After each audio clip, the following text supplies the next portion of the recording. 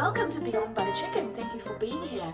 Today we are going to be making what I have grown up as knowing it's called Rava, or in Gujarati we call it Ravo. And for me, Ravo has been a very special dish. It's something that we make on birthdays, on happy occasions like weddings, or on, like if you're giving thanks to your house, or thanks to anyone really. Rava is something that I have grown up eating and making on happy occasions. Across India, some people also know Rava as Rava Payasam. It's also known as Kheer, and these are just all the many names for it.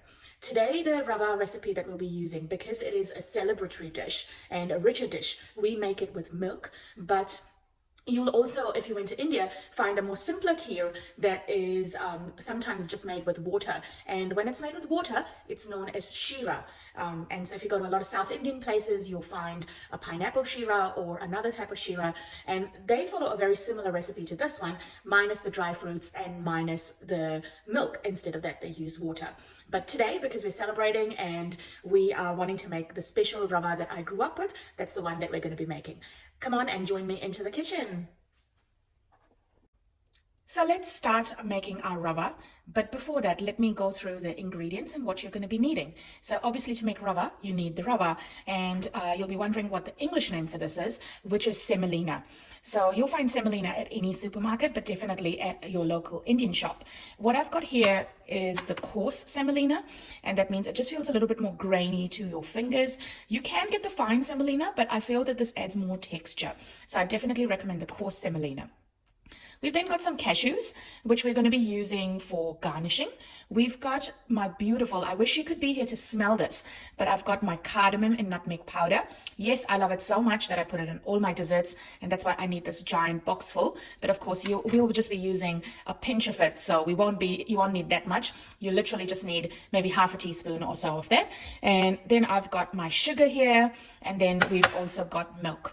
Now for ghee, so make sure you've got a ghee as well next to you. And now that we've got all of that, let's get started with our cooking. So let's get started. The pan is nice and hot, and we're going to get started by adding some ghee, and we're going to be frying our dry fruits in ghee. So I love my ghee, so I'm going to go with a nice big dollop of that for now, and then we'll potentially need to add in maybe a little bit more. You obviously need enough so that you can fry your cashews in it. While our ghee is heating up, I am going to need a slotted spoon. I've got my trusty slotted spoon from India, so I'm just going to use that. I'm just going to wait for this to get nice and hot, and at this point we're going to use a hotter flame so that we can quickly fry our cashews. And what I'm going to do now is I'm just going to start popping them in. I would say this is more of like a shallow fry. What we want here is we just want them to get a bit brown and toasty. You don't want them frying for too long.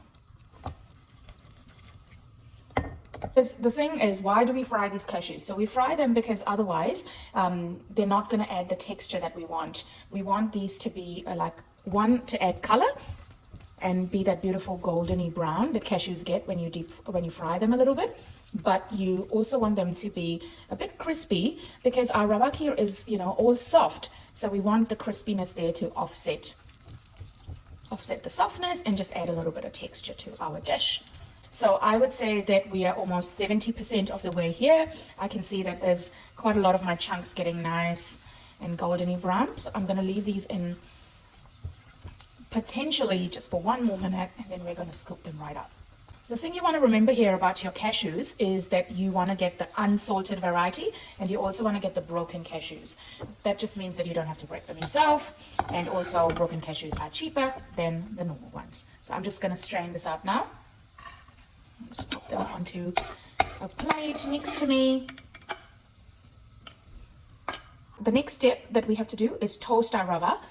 I think there is potentially just the opportunity to add a little more ghee, but guys, because there's no such thing as too much ghee. And here, because we don't have that many ingredients, and the ghee is the thing that's adding that beautiful buttery flavor and the creaminess to our Rava.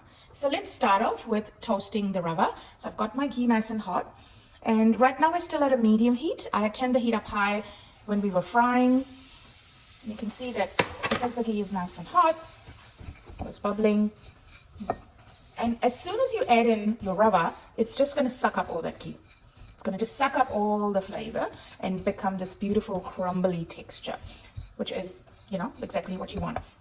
So at this point, I'm going to leave the temperature still on medium, and we're going to let this really toast up a little bit, because this is the time that we can get rid of the semolina's kind of little gritty texture. So you want it to become a little bit brown. And while it's toasting, the other thing we're going to do is also add in our sugar. So I've got my sugar here, and I'm just going to all of that in.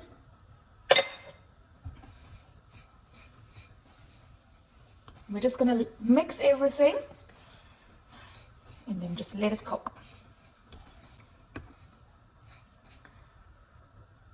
So I know that this would not meet a modern health advice, but kheer tends to be one of those dishes that is, in India at least, one of the first foods that we provide our kids. And if they get too fussy and don't eat any other foods, we go like, oh, let's just give them a little bit of kheer, and they will love that. So I love that. You know, it obviously has quite a bit of sugar, and if I was giving this to my kiddo, I would cut down on the sugar.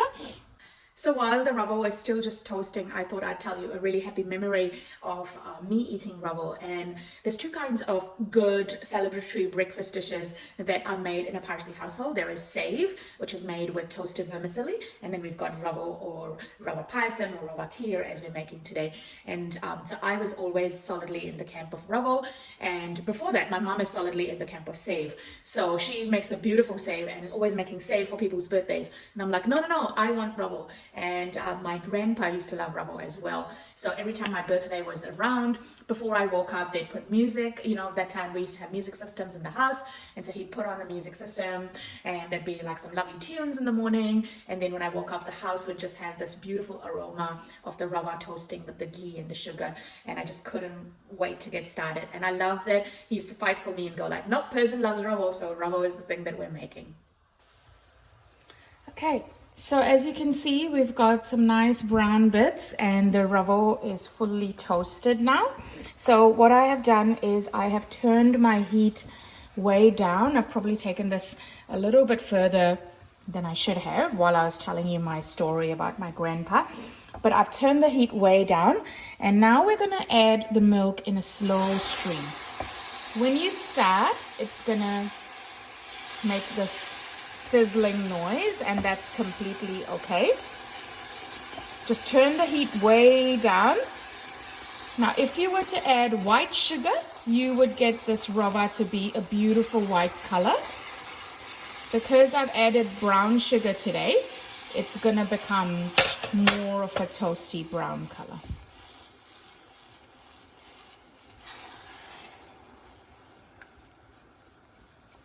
What you want to do at this point is just make sure you're stirring it completely.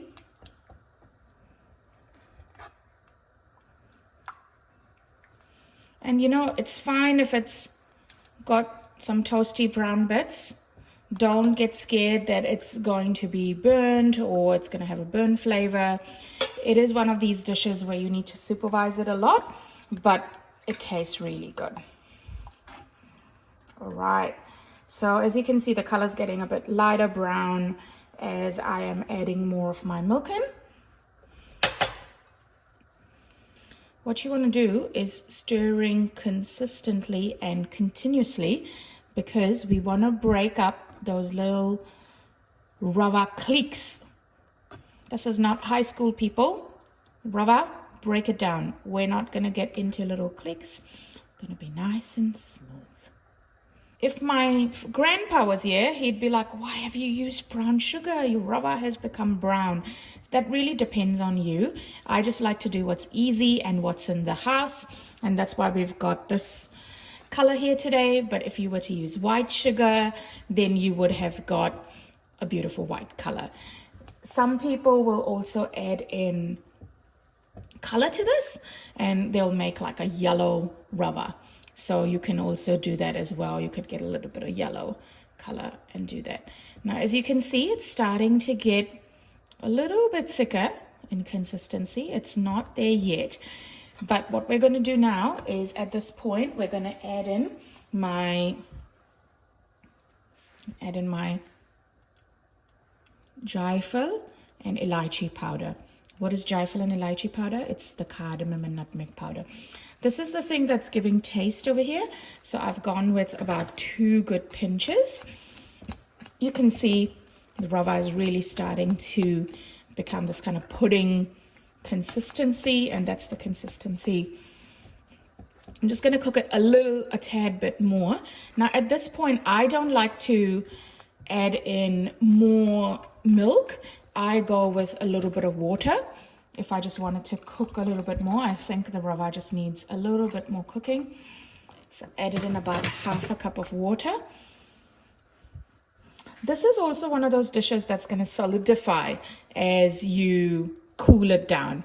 So if you're making it for someone's breakfast, I would recommend just making it fresh and eating it while it's nice and warm, because once it becomes solid, it is going to become that kind of jelly type of texture, which is fine as well. It still tastes good, but you know, it's just something to know about.